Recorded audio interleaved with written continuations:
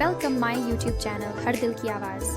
Subscribe and hit the bell icon all receive notification. कैसे हो दोस्तों? हमें उम्मीद है आप सब ठीक होंगे। आज हम आपको कहानी सुनाने जा रहे हैं और कहानी का उन्वान है बेकसूर कुत्ता। एक रात का जिक्र है। दुकानदार दुकान बंद करने ही वाला था कि एक कुत्ता दुकान में घुस आया। इसके मुंह में एक थैला दबा हुआ था। इसने वह थैला दुकानदार की जानीब बढ़ाया। दुकानदार समझ गया कि वह उसे क्या समझाने की कोशिश कर रहा है। दुकानदार ने थैला खोला तो थैले में खरीदी जाने वाली अशिया की फहरिस्त और रकम मौजूद थी। दुकानदार ने पैसे लिए और मतलूबा सामान थैले में रख दिया।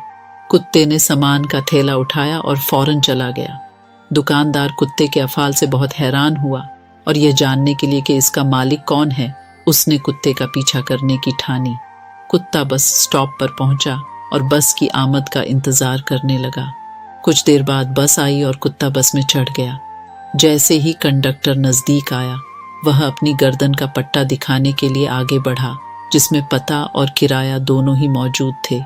कंडक्टर ने पैसे निकाले और टिकट गले में बंधे हुए पट्टे के अंदर रख दिया। जब वह अपनी मंजिल पर पहुंचा तो कुत्ता सामने वाले दरवाजे की तरफ गया और अपनी दूम हिलाकर इशारा किया कि वह नीचे उतरना चाहता है। बस जैसे ही रुकी, वह नीचे उतर गया। दुकानदार अभी तक उसका पीछा कर रहा था।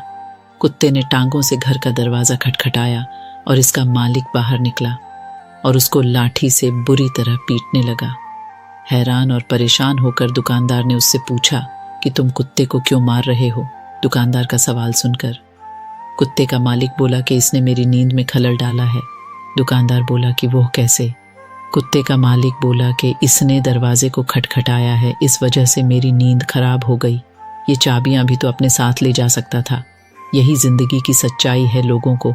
आपसे तवक्को की कोई इम्तिहान नहीं है। जिस लम्हे आप गलत होते हैं, वो आपकी गलतियां गिनवाने लगते हैं।